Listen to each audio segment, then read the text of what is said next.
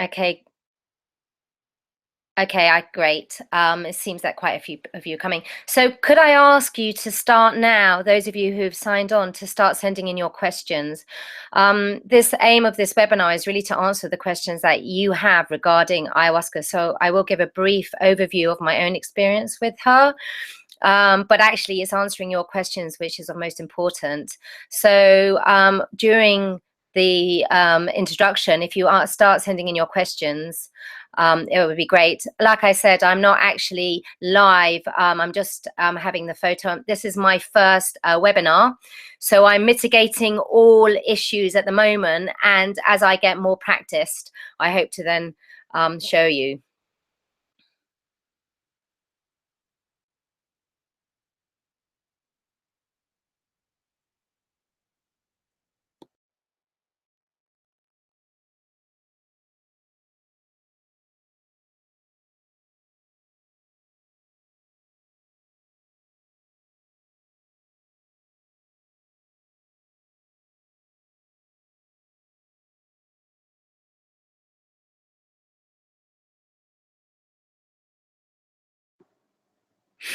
Okay, so welcome to this ayahuasca webinar.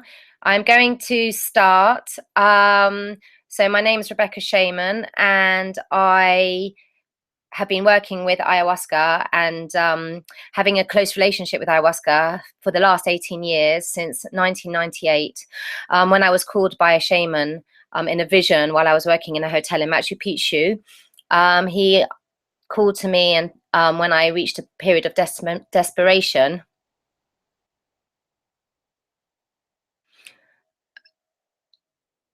Sorry, someone's just mentioned something.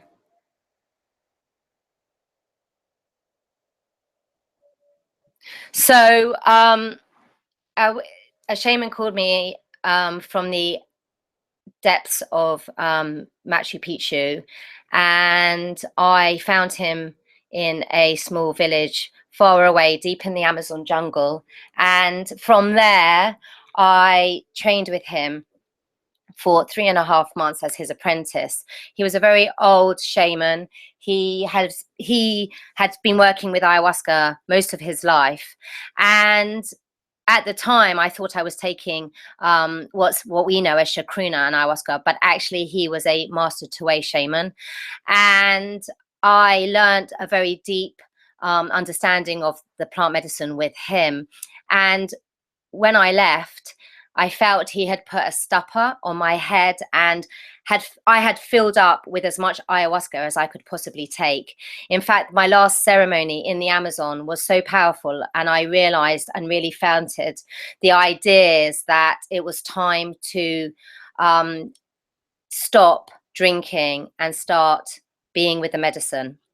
And I got back to England, and it took me another 9 years to drink the medicine again. And I think that what I'm seeing at the moment as ayahuasca is increasing in popularity, increasing in the mainstream media, is we're getting a very distorted view of actually how ayahuasca is, how it works, and the way they take it in the Amazon, and the way indigenous people take it. Because in the Amazon, ayahuasca is a diagnostic tool.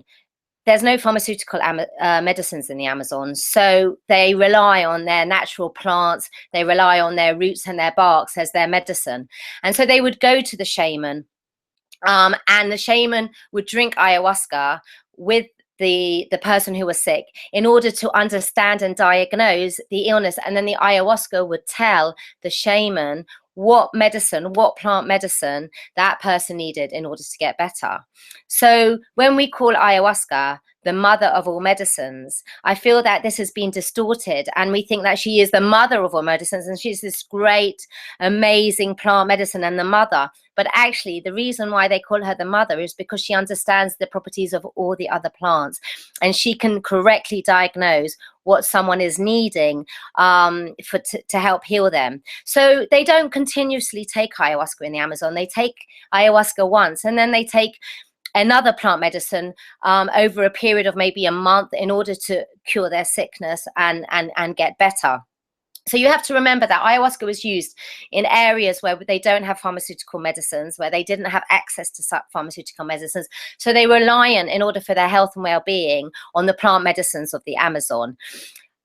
Ayahuasca has been adopted by the West as a consciousness medicine. This is because she has the ability to communicate with all living beings. This is the power that ayahuasca does, is that she communicates with all living beings. She communicates with all the plants, but she can also communicate with other consciousnesses, like the human consciousnesses. But what I'm seeing is that we are misusing her because we think she can give us something that we don't have, and we're using her much more as the answer to our depressions, to our illnesses, to our sicknesses, instead of actually understanding that what she can do is give us the answers, but we have to be the change. We have to make those changes within us, and keeping on drinking ayahuasca over and over again does not serve the medicine, and does not serve you or us as drinkers, because it means we never get the opportunity to let it digest. So ayahuasca is a vine. She works, this is what she told me, she works like wine, and she is weaving around the planet because the plants are desperate for us to wake up. The plant world is desperate for us, humans, to wake up, because we're not only destroying our habitat for future generations, but we're destroying their habitat. So all living things on this planet are doing everything in their power to wake us up. And plant medicines have always been a part of our diet. They have always been a part of our conscious evolution. So she's coming and weaving her way around the planet in order to wake up. But I'm not seeing, and I haven't seen in the last 18 years, enough people actually waking up.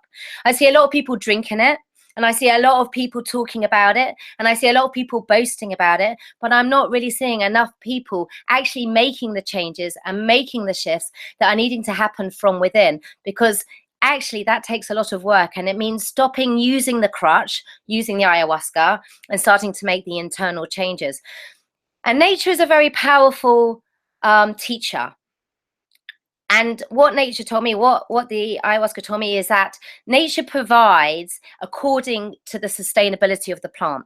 For example, apples can be eaten every day, and an apple tree is constantly bearing apples every year. So it's okay to eat apples every day. Apples are really, really healthy, and the tree produces it. Same with acorns, same with nuts. But ayahuasca takes 8 years, 5 to 8 years to grow as a vine, and one vine feeds maybe 8 people over a period of a week. So because of it takes a long time to grow, this signifies that this isn't a medicine that should be taken a lot. It is a medicine that should be taken very, very rarely, and used specifically for a specific issue, for a specific problem. I'm also seeing, because of this, that there is not enough planting of the ayahuasca. So there's a lot of people in the West who are drinking it, but they're not understanding about the sustainability, where it's coming from, and who's growing it. Because ayahuasca, it can be grown in a plantation, but realistically and for the plant, it needs to be grown wild in the Amazon. It is a vine.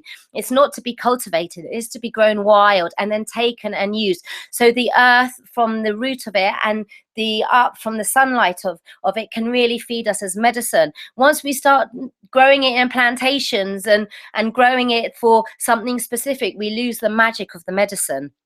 So actually, ayahuasca in its own growth process is telling us that it's something that needs to be taken on a much lower basis, very, very rarely, and for specific situations and issues, literally as a diagnostic tool. So these are some of the things that I'm seeing in the West. I'm also seeing a lot of people getting very, very focused on the visions, this vision, and they had that vision, and this is the vision, and so connected with the vision. I took away, and the visions we got were they weren't colorful. It wasn't like a DMT vision. It was a very different vision. It was a vision of the darkness within. And when I took it with the shaman didn't even mention visions. Not in the 3.5 months that I took ayahuasca was the visions ever ever even mentioned. What was mentioned was cleaning out the body, cleaning out the body, cleaning out the mind, so that I could become a reconnected back to nature. And ayahuasca, that's what she wants to do. She wants to clean us out of all the patterns, all the conditionings, all the behaviors that are holding us back, that are stopping us from being connected with nature, being one with nature, and from that place being a part of the solution and actually starting to serve Mother Earth and humanity and all living things. That's what the plants really want us to do. They want us to wake us up and realize that we are stewards on this planet, and our purpose is to keep it healthy for future generations and for future species that are coming. We are in the biggest sixth mass extinction on the planet, and we are a big cause of that problem. So ayahuasca is really here to wake us up, and those that are drinking it and not waking up are not drinking responsibly. And so I've been very called to do these webinars, start doing these webinars, and start actually answering questions. I have been inundated in the last few months, over the last years, but certainly in the last few months, of so many people who are finding themselves drinking it without right preparation, without right understanding, being left without right aftercare.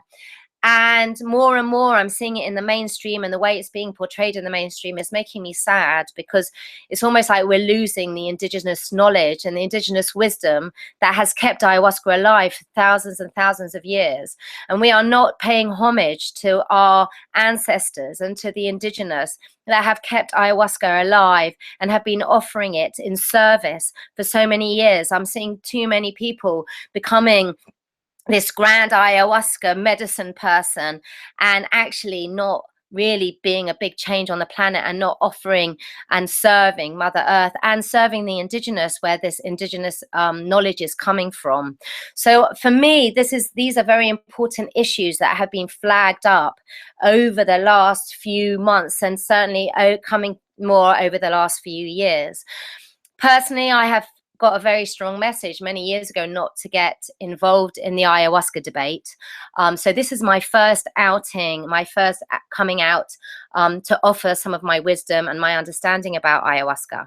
I'm coming from a very unique position because I haven't actually ever done a ceremony in England in a Western way. I've only drunk my medicine that I grew in my part of the Amazon with my teacher, and I drank that for 14 years before I actually explored other medicines. And with that other medicines, I have only actually explored with indigenous people. And this is because the ayahuasca was very clear that it would take 14 years to be able to really finish my apprenticeship and get the full power of my medicine. So I've been in a very different position, and I've been very patient. And what I've realized is that ayahuasca takes many years to really mature in the body. So like I said, she works like wine. And like all good wines, it takes a while to get full-bodied, and it takes a while to mature. And that's what I found with ayahuasca. That ayahuasca, over a period of time, you start seeing big changes happening over the first year, the second year, the third year. But you have to stop drinking in order to see those changes occurring. In the West, we've become obsessed with this idea that if I take a pill, I'm going to get better. If I drink ayahuasca tomorrow, everything's going to be cleared up. But we're talking about ancestral lifetimes of programming, of conditioning that takes much longer to dissolve in the body. So once the ayahuasca's in, it takes time to reach it down on a cellular level. And when I came back from the Amazon after 3.5 months, it took me another 9 years to return to the Amazon. And in that time, I had to sit and let the medicine mature. And I have to say that even now, 18 years later, I feel only ready now to come out and start really offering some of my wisdom and my understanding of ayahuasca, because after 18 years, I feel like I'm in a position now where I'm starting to understand her. She is a really powerful plant medicine, and there was many layers. And one ayahuasca ceremony she showed me many years ago, she showed me that she was an iceberg. And at the moment, most people are just seeing the tip of the iceberg. And I was seeing a bit more, but then she was huge. And this iceberg is bottomless. It's almost, we can never really understand the power of these plant medicines. But what we can do is take them with respect, take them with an understanding, and over time the wisdom and the maturity starts coming through. And when you're really working with her properly, you can't help but be the change.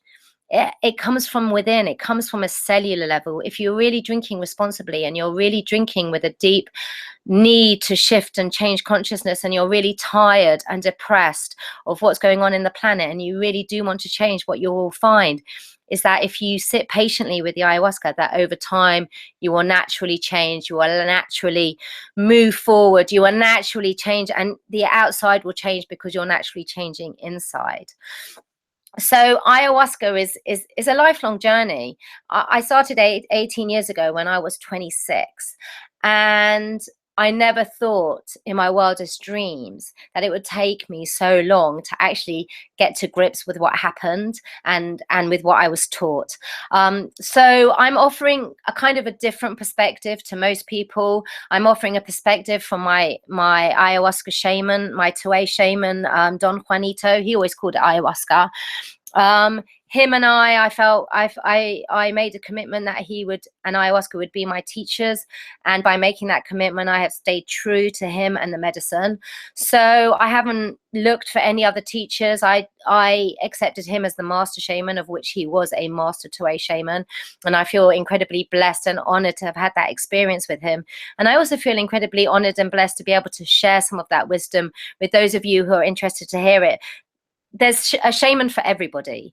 There's so much going on in the world right now. So if it resonates with you, then I'm so blessed to be here and share some of my wisdom with you. And I really hope that it does help you in the future to be able to feel more confident about taking ayahuasca, about what you're doing when you're taking it, and how you communicate and connect with the medicine. So these are the aims of these webinars, is really to give you some of the tools that you might need in order to feel much more connected.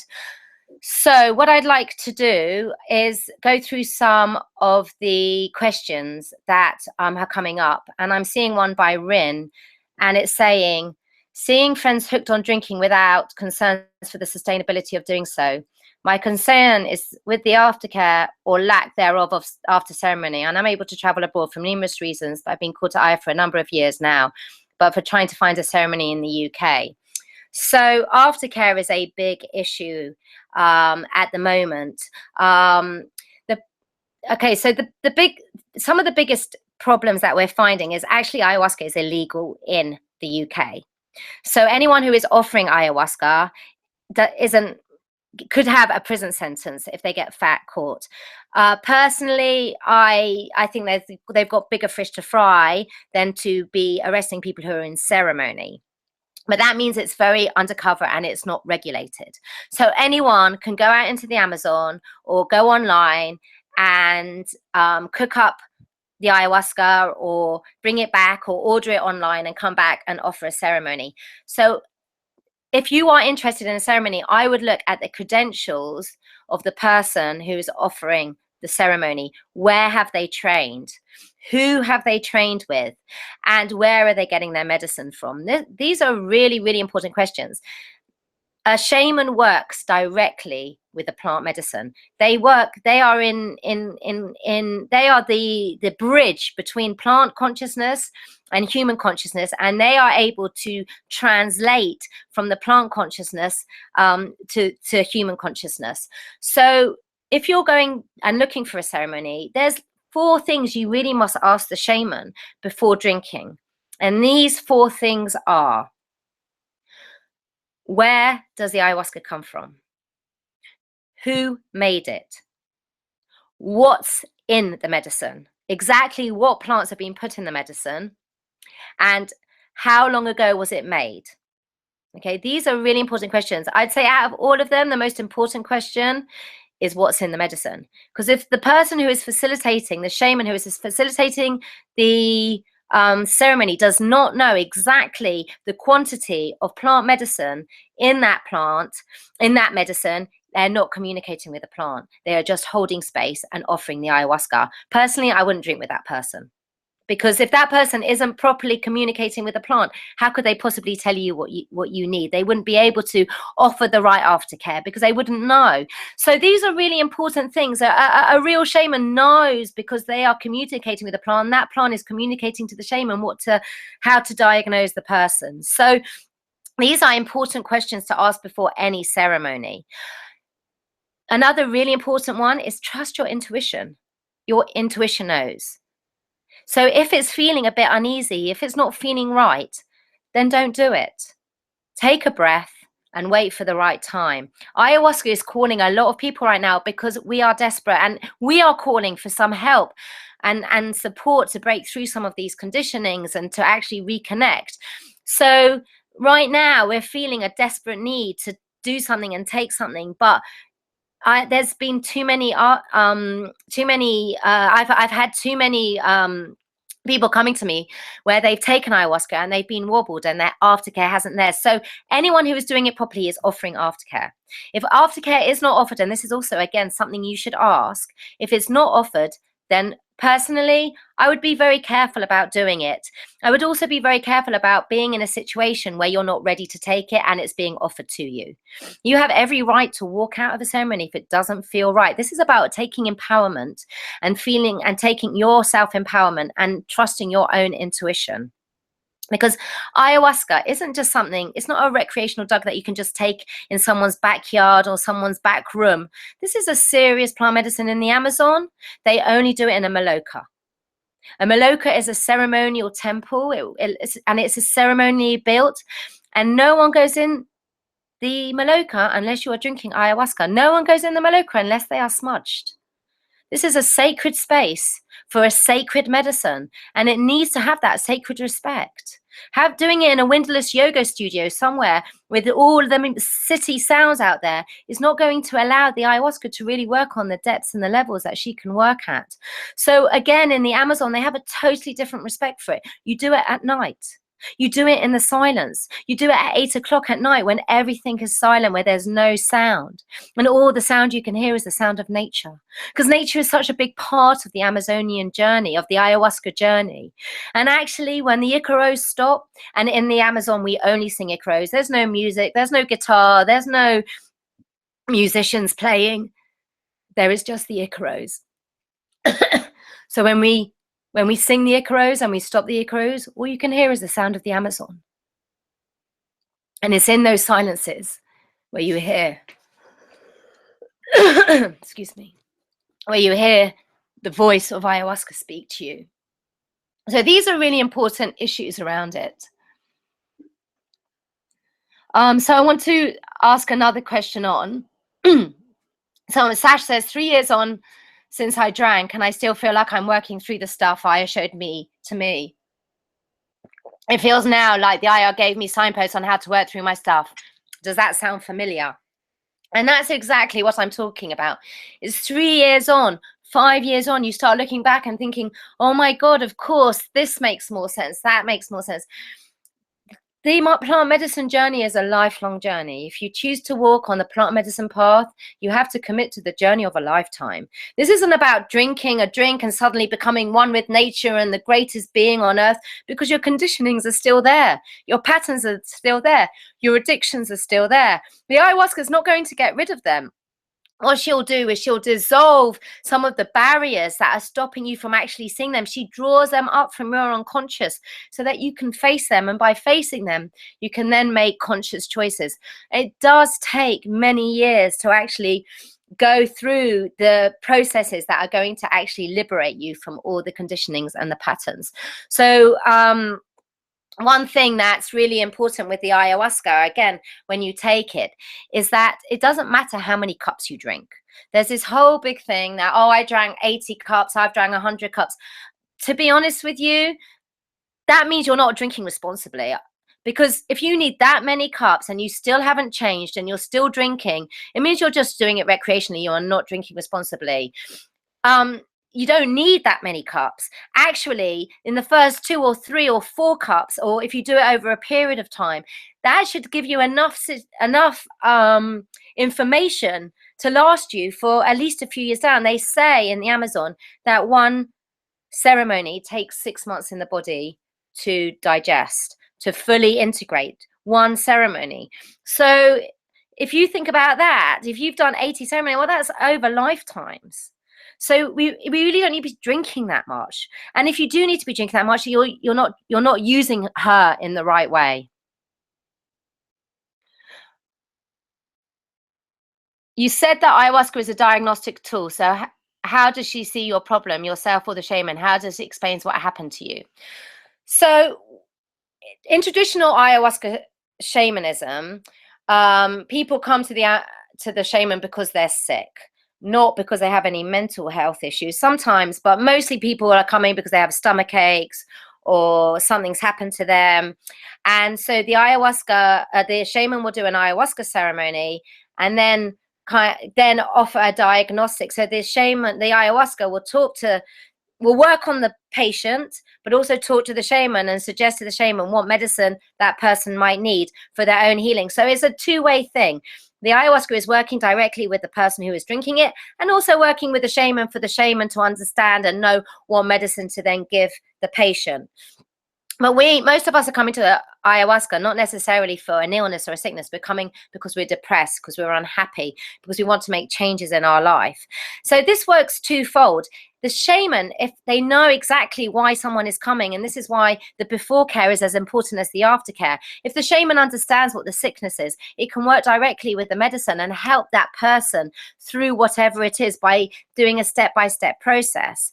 At the same time, the ayahuasca is working directly with the person. So another thing that's really, really important to say at this moment, at this time, is that when I took ayahuasca with the shaman, and the shaman was very clear about this, there really shouldn't be more than 8 people in a ceremony, because everyone needs one-to-one support and healing by the shaman during the ceremony. And the ayahuasca works directly with the shaman and will tell the shaman what needs is what. Because in Amazonian ayahuasca shamanism, the ceremony is in complete darkness, in complete blackness. You can't see anything. You can't see anybody else. You are in your own darkness, going deep inside. There's no lights. There's no candles. There's no distractions from anybody else. There's no one dancing. There's no one doing anything. It's in complete darkness, so everyone can go internal. If there's more than 8 to 12 people in a ceremony, a shaman can't physically go around to all those people and do the healing that's necessary and needed. So what I was told by the medicine is that something like cacao can be offered to hundreds of people. Cacao is a brilliant medicine to be offered to many people. But ayahuasca, if you're a shaman on your own, holding space in a ceremony, then 8 to 12 is sufficient. If you've got 3 or 4 shamans working, then 20, 25. But really, 5 to 8 people per shaman is enough for the shaman. And then the shaman can give really one-to-one healing, one-to-one service, and one-to-one aftercare. So what I've learned from my experiences with ayahuasca is that when I do my ceremony, my retreats, it's almost like I'm connected to each person. I feel for the rest of my life like there's a golden filament that's connected to each person I offer ayahuasca to. It is a huge karmic responsibility to be offered ayahuasca, to be offering ayahuasca to another human being, because the implications of ayahuasca is so deep and so powerful that it needs to be taken in that sacredness. And that is why the ayahuasca told me very clearly that I needed to take people to the Amazon so I would be able to serve her in the right sacredness and in the right way, and also be able to offer the medicine in a way that honors the time tradition that I learned from Amazonian ayahuasca shamanism. And what I'm seeing is that there's too many people in ceremony, and a lot of people are not getting that one-to-one shaman, that one-to-one necessarily healing with the shaman, and so are left to their own devices and are therefore left without the right aftercare. If ceremonies were small, and if ayahuasca ceremonies need to be small, then everyone's going to get the aftercare that they need. What is your opinion about mixing ayahuasca with taway or tobacco? Well, ayahuasca has always been used, tobacco has always been used to mix with ayahuasca. When we say ayahuasca, when I talk about ayahuasca, I talk about chacruna, which is the a traditional ayahuasca shaman that has been taught in an indigenous way will use chacruna. Chacruna is a very gentle leaf. In the Westerners have become very obsessed with this whole idea about having visions and the great visions and how amazing the visions are.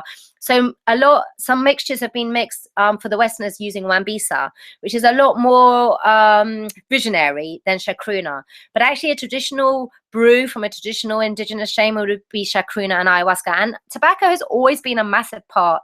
Tobacco is a very important medicine to work with. Mapacho, the tobacco spirit, is mapacho.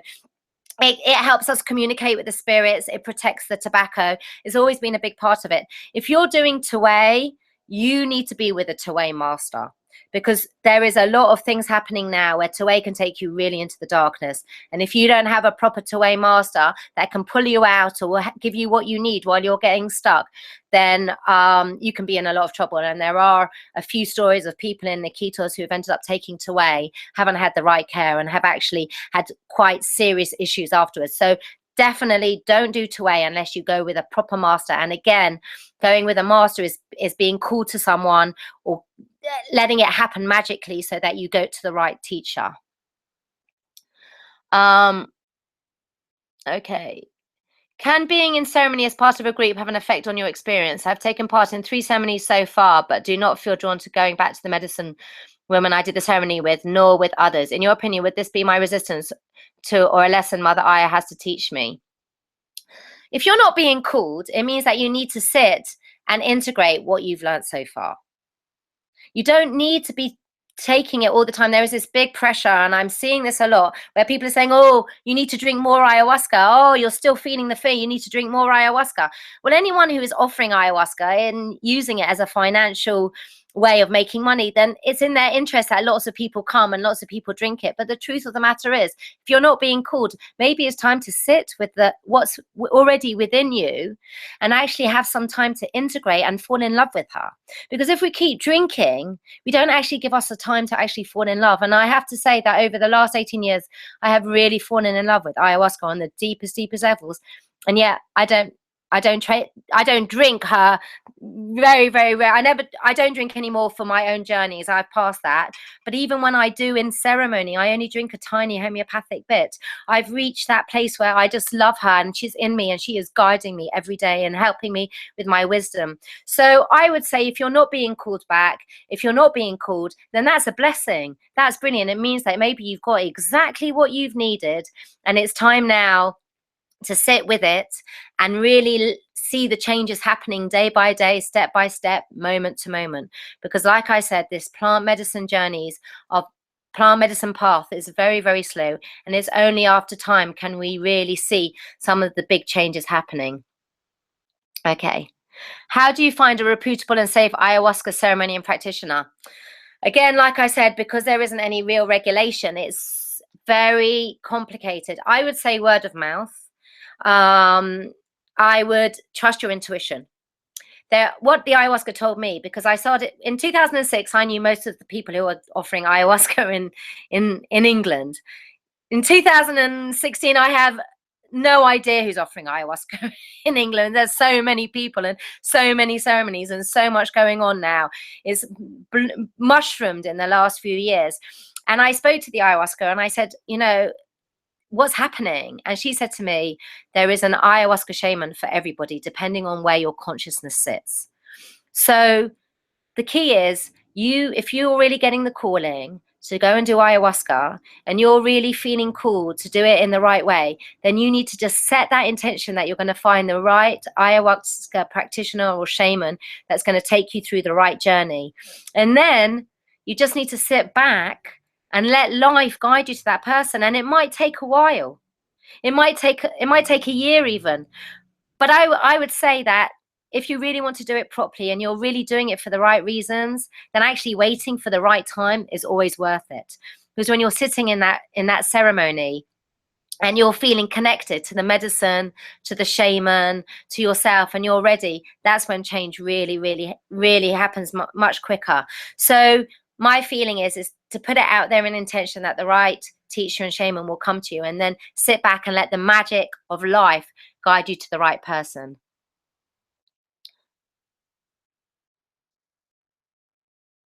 I'm another one weary of purging. Would like to know how someone would cope with a severe bout.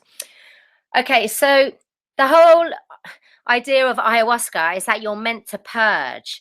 Again, this is what I'm seeing the miscommunication happening, is that in the West we're becoming very obsessed with our visions. It's all about the vision. I got this vision, I got that vision, I'm so great, this vision happened to me, that vision happened to me. But in Amazonian ayahuasca shamanism, it really has nothing to do with visions. It has to do with the purging.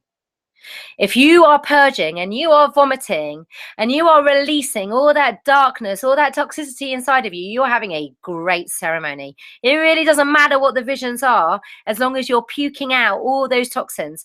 Because we here in the West, we are super intoxicated with so much negative emotions, negative energies, toxins that we get from the air, from the food, from the water that we're drinking. So ayahuasca, by drinking ayahuasca, she draws it out. She draws it out of you. So this whole feeling of being nauseous is part of the journey, is part of the ceremony. The one thing about taking ayahuasca is that you need to have patience, because ayahuasca is drawing it out from the very cells of the toxins that are in these very cells of your being. So as it draws it out, it might take a few hours to draw it out, but eventually you will vomit all of that sickness out. And this is really important, or you poo it out. One way, she's going to get rid of it for you. So actually purging is much more important than anything else in a ceremony. And when the shaman would do his prayer over the ayahuasca cup before giving it to me, it was always, may your body and your mind be cleaned. May your body and your mind be cleared. May your body and your mind be cleaned. Didn't ever mention the ayahuasca, the visions. In fact, I didn't know anything about the visions. They were an afterthought. And when I drank that medicine and I vomited for most of the night, he loved it.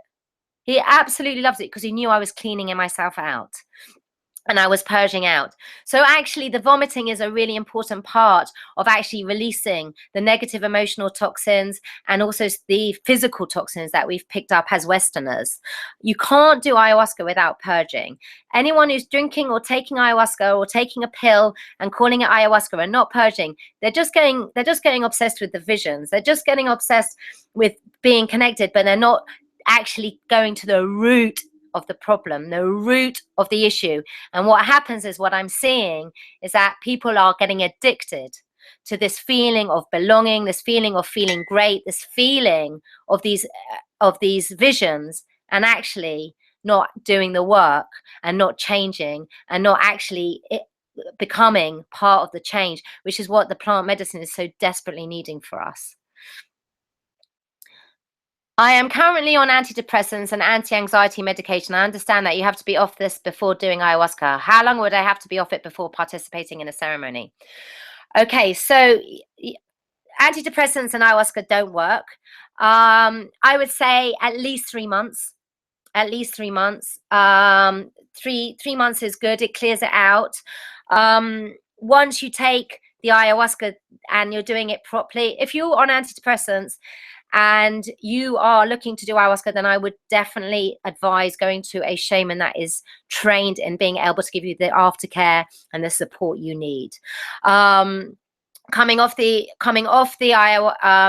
antidepressants and giving yourself some time to get your body into some equilibrium and eating well and getting into the diet 3 weeks before will really help. But certainly that medication does not work with the ayahuasca, and the ideal is coming off them, creating some kind of springboard, and then when you take the ayahuasca, actually using that as a springboard to never take antidepressants again. And once you're find the tools to deal with your depression, then ideally you won't need to go back to them. This is why, if you are on antidepressants, if you are feeling that you need to get off them, then you need to find a really good shaman or a really trained shaman that is going to give you the aftercare that you need in order to be able to fully integrate the journey and remain off the antidepressants. Because people think, oh, I'll take ayahuasca and that will be it. But you can have a wobble 6 months later. You can have an ayahuasca wobble 3 months later. I mean, ayahuasca is working and it's drawing stuff out of the unconscious all the time.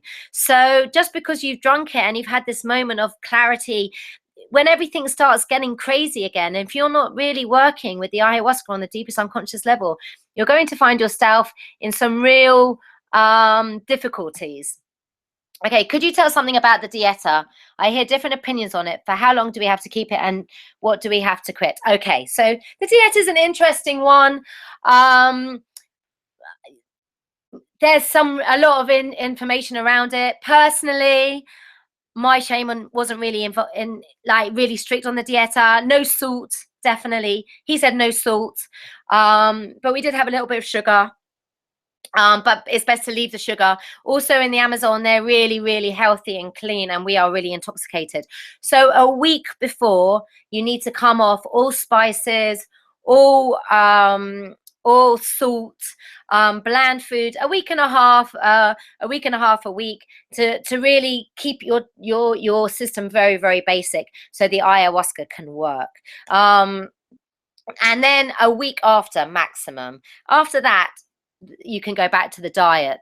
You can get off the diet and go back to your normal eating habits. So I would say a week before and a week after. If you want to continue, you can. There are other plant medicines, for example, Chirik Sanango and Uchu Sanango, where you have to keep the dieta 30 days. So there's a very strict post dieta for 30 days with Chirik. But with ayahuasca, she's much more fluid. And so a week before and a week after will really help you digest some of that ayahuasca without putting any foods into it. No hot foods, no Indian foods, no spices, keeping it as bland as possible. And to do that, it just gives the ayahuasca some time to digest in the body. You can keep it for longer. You can keep it for a month. Sometimes it's good to just keep clean and clear for a month. And then the ayahuasca can really propagate within you. And that's what the plant medicine says. It's all about respect for the plant medicine. If you're taking ayahuasca and then the next weekend you're going partying and drinking and laughing and partying, then forget it. You're not going to get the benefits of ayahuasca. This is a sacred plant medicine, and it's really about taking with sacredity. So if you're doing it, it's about doing it with the right consciousness. It's about understanding that you are doing a plant medicine, and that plant medicine is here to serve us so that we can wake up and serve Mother Earth. For me, that's the bottom line. So if you're going to take it, it's about really honoring that plant medicine within you. This is an ancient plant medicine, the mother of all medicines, and has been used by the Amazonian Indians for many, many thousands of years to help them and support them and keep them alive. And we need to keep that same sacredity. We need to honor that. Even in the West, even while we're taking it in the West, I understand that not everyone can travel to the Amazon and do it in the Amazon. I get that. But if you're going to do it here, then at least do it with the understanding and the sacredity and the knowledge of the indigenous people that have kept it alive. Because the ayahuasca plant, the chacruna and Banistropsis capi plant, isn't from here. We have appropriated that culture, and I understand that ayahuasca needs to be drunk because we need to wake up. So but it's up to us as drinkers, it's up to us as people who are doing the ceremony, that we do it in the right way, that we do it with the right sacredity, that the right information is disseminated before the ceremony, during the ceremony, and after the ceremony, that there is the right aftercare, and there is the right understanding that for a month, you don't drink alcohol. Really, for 1 month after ayahuasca, alcohol is not a good medicine to take after. And why? Because it dulls the medicine. It intoxicates the medicine. All that good work that the medicine has done during the ceremony, all that good work just gets covered up with all that toxins of the alcohol. So it's about being really allowing the ayahuasca to propagate, to take root in your body, and really give you that opportunity to understand some of what the message is. Because what ayahuasca does is that she closes down the left brain so the right brain can open up, and from that place draws up everything from the unconscious. So you're going to see a lot of things that it might not make sense, and you're going to come out, and trying to make sense of any of it is going to be very difficult, because our left brain is a three-dimensional reality. This is a very crude understanding of the left and right brain, so bear with me, any scientists out there. It's a very crude understanding, but it makes sense. So the left brain, the rational brain, the analytical, logical brain, that's going to try and make sense of what happened in the ceremony. But so much happened. Like I said about the iceberg, you can't see what's going on. Maybe you'll get the visions and you can hold on to some of those visions that you saw, but the great majority of the ayahuasca ceremony is the iceberg underneath the water.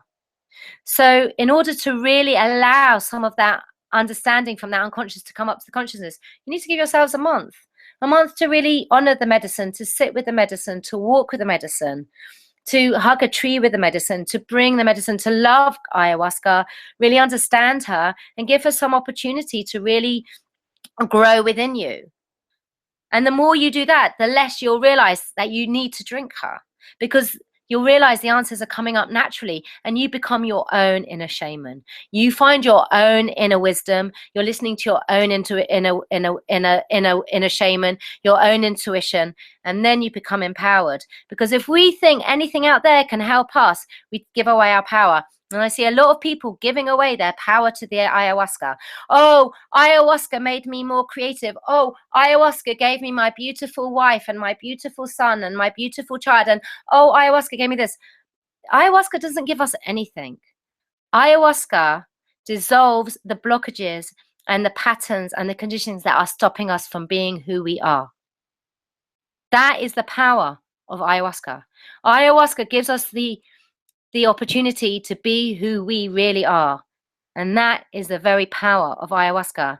And everything else stems from that very core seed of ayahuasca. So taking ayahuasca is enabling you to find out who you truly are.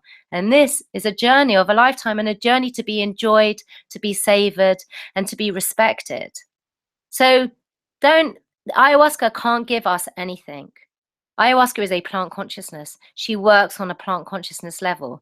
All ayahuasca can do is dissolve the blockages that are stopping us from being ourselves, so we can stand in our power and be the change. And that is what is so desperately needed on the planet, is that for more of us to really be the change, to really step forward and realize that it's our actions that are creating the consequences for future generations. And the more of us that wake up and become sustainable, become aware of our actions, and become part of what I call the cure, the more hope that we have that things are going to change on the planet. Do we have to keep off meat and dairy too? Okay, so in the Amazon, there is no dairy. So they don't have any dairy in their diet. Dairy is quite heavy. So it's always best to stay off the dairy. Meat, they eat chicken in the Amazon. Pork, no. Don't eat pork for at least 6 months afterwards. It's a very, or really red meat. And definitely red meat for a month. The idea for the month after the ayahuasca is you can after a week you can start including a bit of sugar if you want, a bit of salt, but the idea is to keep your diet as clean as possible. Meat sits in the system for 2 or 3 days while it's digesting, so it's really good just to stay off the meat. You can eat chicken's fine, but really do eat organic chicken, but stay off any red heavy meat for a while so that you can allow the ayahuasca to fully digest. Also, our meats, if you're eating meat in the West, unless it's biodynamic organic, is full of hormones and fear, and it's a really negative energy meat. So if you're very high vibrational on ayahuasca and you're really doing ayahuasca with the right intentions, you will find that eating meat will be off-putting, because energetically you won't resonate with the meat. The energy of the meat will be so negative. So the idea is to stay off it, unless of course you're eating biodynamic, organic, or freshly killed, or roadkill, or something that has got good energy in it. Other than that, I would say stay off any meat. Okay, so my understanding is to always work with a shaman when taking Aya each and every time you take it. I know people who are buying supplies of Aya from their shaman and freezing it to use by themselves without a shaman to hold space. I'm concerned for these friends. Your thoughts? Interesting. Personally, I don't see the point of drinking it on your own. Like I said before, ayahuasca is to help us with a particular illness, issue, sickness that we might be having. It's not, we don't need to be taking it all the time. We don't need to be drinking it every now and then on our own. It's not doing anything. The aim is to be in a ceremony with a shaman where they sing the icaros, and they're overseeing the process for you to heal whatever is sick within you. If you are drinking on your own, because you feel like you need to have a vision or something, you're not drinking responsibly. You are drinking to get some other experience out of it. Ayahuasca is never drunk in Amazonian ayahuasca shamanism. It's never drunk on your own. You always drink it in ceremony. The shaman always offers the medicine. It's always done with the icaros, and people come because they're sick and they need it. In the Amazon, people are not going to drink ayahuasca recreationally. Why? Because it's awful. It's disgusting. You vomit, you purge, you go through deep, heavy energies, especially like drinking Toé. So most people, when they came, most Peruvians, when they came to drink with us, and I was the only Westerner there, it was just me and the shaman, most of them were quite relieved when it was over. And what I'm seeing is that, again, this obsession with drinking and getting the visions and having a puke and not really to being the change. If these people who are drinking regularly are really changing, are really being who they are really standing in the power, really being the change, then maybe it's serving them in some way. But if you're not seeing any changes in those people, then personally, they're not drinking responsibly. And again, drinking it like that doesn't serve the ayahuasca, because the ayahuasca needs to work within, and you need that time and space away from drinking so she can really bring the messages up from the very depths of the iceberg, from the very depths of who you are. If you're continuously drinking, you're not actually giving yourself any opportunity to really go into the very deepest, darkest depths of your shadow, of your unconscious. And it takes time to get to those very deepest, darkest depths, and very slowly the ayahuasca will unravel what's deep. If you keep on drinking, you're just dealing with a shadow, with a shallowness of who you are, and you're not going to the depth. So personally, drink with a shaman, drink in ceremony, and then give yourself some time and space to do the work afterwards. When people came to the shaman, we would do one ceremony or two ceremonies, depending on what the person needed. We would then offer them the plants and herbs that the ayahuasca suggested, and then that person, we wouldn't see them again. We would not see them again. They would not come again for the next week for another jaunt. Of course not. They got what they needed and they went off and they healed themselves. We never got the same people again. People came once to take it and get cured.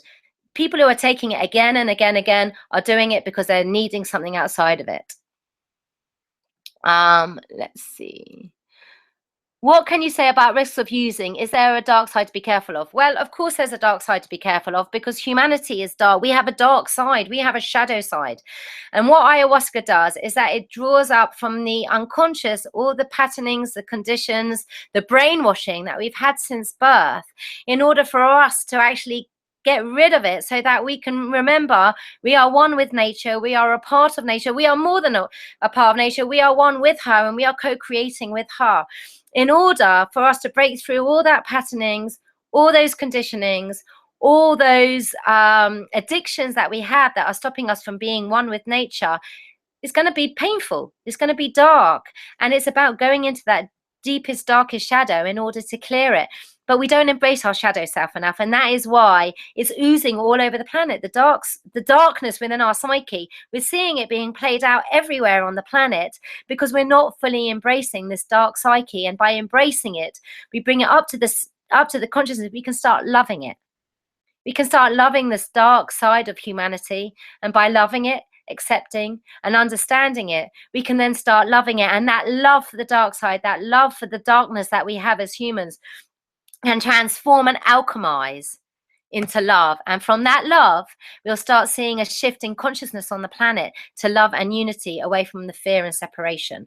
So what ayahuasca doing is it's alchemizing within us. It's shifting shifting us within, so that we can start living in a different way, in unity with Mother Earth, in unity with all living things, and in a state of love.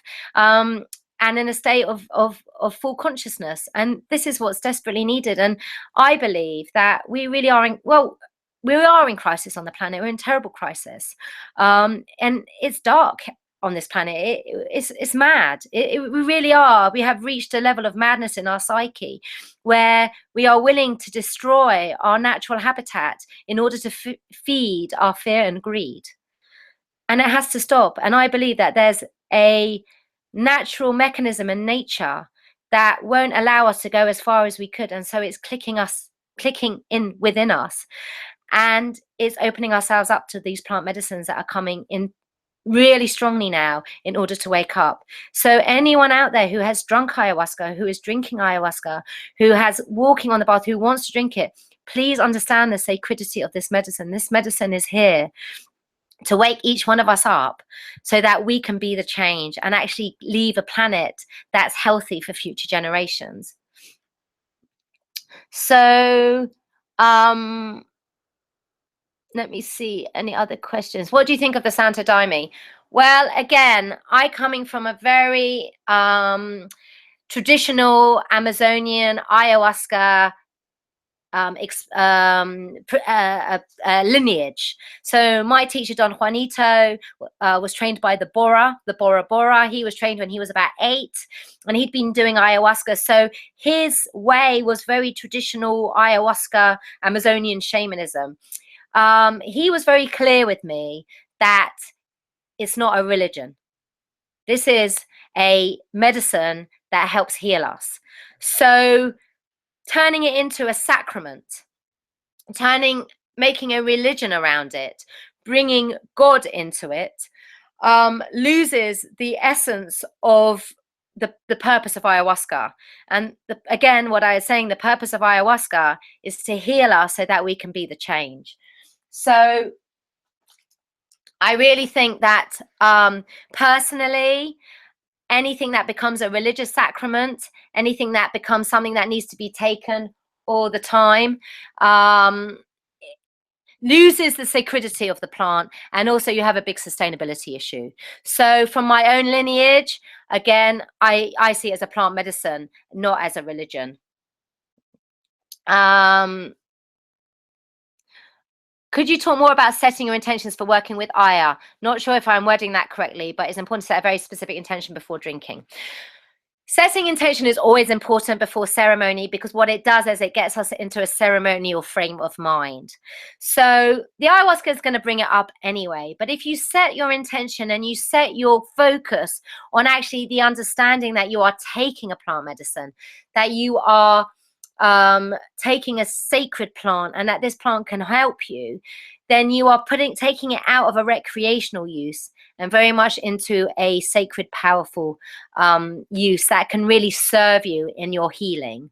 So I believe that that's what makes it a very powerful ceremony, is setting the intention, being very clear your relationship with the ayahuasca, and being very open to giving and accepting what the ayahuasca is giving you.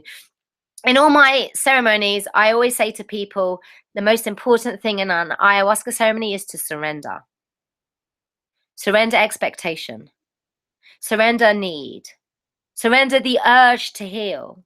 And let the ayahuasca do the work. When we let the ayahuasca do the work, when we fully surrender, when we fully open and we turn up as ourselves, we take that mask off. We stop pretending who we are and we allow the ayahuasca to show us who we really are. It's terrifying, but it is terrifying. We're terrified of ourselves. But once we can face ourselves, that's when we can really start loving ourselves. So it's about turning up without that mask. And again, in a lot of these ceremonies, there's a lot of masks being put on, a lot of, and people aren't being able to really acknowledge or embrace their vulnerable side. There's been some ceremonies where people feel like they can't actually express what's happened to them because everyone else has had this love and light visionary experience, and it seems to be all about that without actually really acknowledging the darkness and the deepest darkness. And if that's not coming up in an ayahuasca ceremony, if you're not going into the very depths of your darkness of who you are, then the ayahuasca really isn't working. The whole aim about ayahuasca is to help you face who you are. So you're empowered and you reconnect with who you are, with Mother Earth, with everything. So if you're not facing that darkness, when you're not really going through some of that deep pain of that darkness and then shifting it and loving it, then it just becomes a visionary thing, and it becomes all about the visions and how magical and special. It's just feeding the ego. It's massaging the ego. And that is not drinking responsibly. I'm having a lot of doubts about whether to join an ayahuasca ceremony very soon, but I don't know if it is my intuition telling me that it is not the time, which is my fears controlling me. How can you distinguish? Okay, so a couple of things here. I always find that if I'm in intention and everything connects, I'm in flow. So if I'm meant to be somewhere, I'm there and I surrender. And I say, if I'm meant to be somewhere, then let me be there, and everything comes into alignment and I'm where I need to be. If I'm finding there's blocks in the way, it's not quite right, I'm not feeling the financial side of it feeling very good, it's not quite feeling, everything's not quite in alignment, then I don't do it. And that's how I live my life now with everything. If it's effortless, go for it. If it's not effortless and it feels like a big trudge and it's not quite right, personally, I would just leave it and wait until it does feel right. When I got back from the Amazon in 2003, so that was how many years? 98, 99, 2001, 5 years later, hadn't done any ayahuasca. I was invited to an ayahuasca ceremony, a private one in someone's farm. And I went to take it because I thought that it would be good maybe to take some ayahuasca. And I saw the shaman and I saw the medicine and I heard a very strong voice in myself saying, "You've drunk with a master shaman. Why would you drink with this shaman? He's nowhere near of the caliber that you've drunk with, and you don't need to drink any more ayahuasca. You just need to sit and integrate and let the ayahuasca guide you now. She is in you. She is your teacher and she is guiding you, and you don't need to drink anymore." And so from that moment, I knew that I wouldn't go to a ceremony here. I wouldn't drink any more ayahuasca. I would just sit with my ayahuasca that was within me and let her guide me from the inside out, from the inside out. And I feel very blessed that I listened to that and I did that because I kept it pure. I kept the medicine pure, and by keeping it pure, I feel the most I could ever get off the ayahuasca, the most knowledge, the most wisdom. I kept it pure. And if you're drinking ayahuasca and you have done a lot, I would say this is a good time now to just stop and let her start talking to you from the inside out. You don't need to keep taking it outside in. Go from the inside out. Has ayahuasca ever told you something about mushrooms? I feel they have a great healing power too, and I'm curious if you've got any message about it. Mushrooms are amazing. Liberty cat mushrooms are amazing. They have their own medicine. Like everything, they have their own particular medicine to give. They're very gentle. Liberty caps. I take liberty caps. I like to pick them and fresh from Mother Earth. Every medicine has its benefits and its properties. But again, if you're going to do anything that is a plant medicinal from Mother Earth, it's doing it with that sacredness, doing it with the understanding that the plant medicines and the mushrooms are here for us to expand consciousness so that we can be a part of nature, we can love nature, we can heal the separation and become more connected and more at peace with ourselves and more harmonious with life, more harmonious with the world around us. So anything that you take, if it's done with the right intention, if it's done with the right people, and it's done in the right setting, in the right group, you're going to have an amazing healing with it. But it's about taking it in that sacredness with the understanding that it's to awaken consciousness so that you can be who you are in order to live a more connected, happy and peaceful life. And that's what we're needing on the planet right now, is many more of us more connected, more peaceful, and more loving towards ourselves, towards each other, and towards humanity. So I'd like to answer one more question. Let's have a look.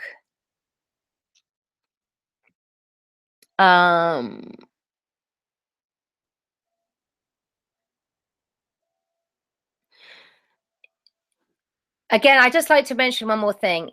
Purging is really, really important, but if you don't purge, then it means the ayahuasca is working within you. Personally, sometimes the purge doesn't work because the music isn't right. So I want to make that very clear. If you are in a ceremony and there's music being played on an iPod or a musician and it's not getting to the depth of what you need, you're not going to vomit. The whole idea of music during an ayahuasca ceremony, or the icaros. In ancient Amazonian ayahuasca, it's the icaros that really that draw out the vomiting. So actually a really important a really good compliment is if your icaros are inducing vomiting, because it means that you are going deep down into the unconscious and drawing it out. So the icaros, it's not really about beautiful music. And that's another thing that's really got lost through the Santo Daime, is that it's all about the music, and it's all about beautiful music and beautiful singing and beautiful songs. But if it's not making you vomit, it's not doing its job. So actually an icaro can be really painful and really dark and really difficult. But actually, if it's making you vomit, it's doing its job, because it's getting deep, deep, deep in and really pulling out some of that dark toxins that you can't reach. And the icaro goes in, and it's hard and it's difficult and it's painful, but it's going to get that illness, that sickness, that toxicity out of you. If you're sitting in ceremony and it's not reaching those deepest, darkest points, it's because the music isn't strong enough, it's not powerful enough, and it's not inducing the vomiting. And actually, that's what it's all about. Any music in any ayahuasca, any icaro, and in ancient Amazonian ayahuasca, we only sing all the way. There's no music, there's no musicians, there's no drumming. There's the shakapa, which is the only thing, and they call this the fingers of Mother Earth, and they shake it and they clear the energy. The shakapa and the icaro is the only thing that we use in ancient Amazonian shamanism, because that's what makes you vomit. So we're coming to the end of the ceremony now, to the webinar now. It's been, I really hope you found it useful and enjoyable. I'd like to do more of these, maybe once a month. I'd really like it if some of people could give me some feedback. This is my first one, so I'm hoping that I get more proficient as we go on. But I'd like to leave you with the story of the butterfly and the caterpillar, because what's happening on the planet right now is what's happening in the evolutionary story of the caterpillar to the butterfly. And what happens is the caterpillar starts consuming 3 times its body weight, to the point where it goes into crisis. As it goes into the crisis, imaginal cells start appearing in the body of the caterpillar. And these imaginal cells start imagining the butterfly within the caterpillar. And very soon, these imaginal cells inspire other imaginal cells, until the whole of the body of the caterpillar becomes these imaginal cells. And the last thing to go is the caterpillar's head before it becomes the butterfly. And I feel, and evolutionary biologists feel, that this is what's happening on planet Earth right now. Humans are consuming 3 times the natural resources that can possibly sustain us for future generations. It's igniting a crisis, a crisis of consciousness on the deepest level. And so imaginal cells are appearing on the body of Mother Earth. We are the imaginal cells. And I believe that ayahuasca and other plant medicines and the shamans that have kept it going are the ones that are helping imaginal cells spark and become imaginal cells. And what imaginal cells do, are they imagining a new way of being on the planet, a way of love and connection and community and cooperation. And if more and more imaginal cells wake up, we become a current of energy that becomes the tide of change. So this ripple becomes the current that becomes the tide of change. Ayahuasca is one of the sparks that is going to wake up imaginal cells. We are the imaginal cells. We are the ancestors for our future generations. Every action we take now is has a huge consequence for future generations. So if we're drinking ayahuasca, we're doing it because we understand that we are the imaginal cells for the future. And I'd like to thank you very much for joining me tonight. And I hope that you will join me sometime later in the future. And please do send me your feedback, and have a wonderful rest of the evening and a beautiful autumn equinox. It's starting as tomorrow, Mabon, which is a beautiful time of harvesting what we've sowed, and a wonderful time of really expanding. Mercury retrograde ends tomorrow as well. So this is a really, really beautiful time to go out in nature, recognize the beautiful changing in the seasons, and really acknowledging what a wonderful and amazing planet we live on, and how it's so important to keep it safe and sustainable for future, and healthy for future generations. Love to you all.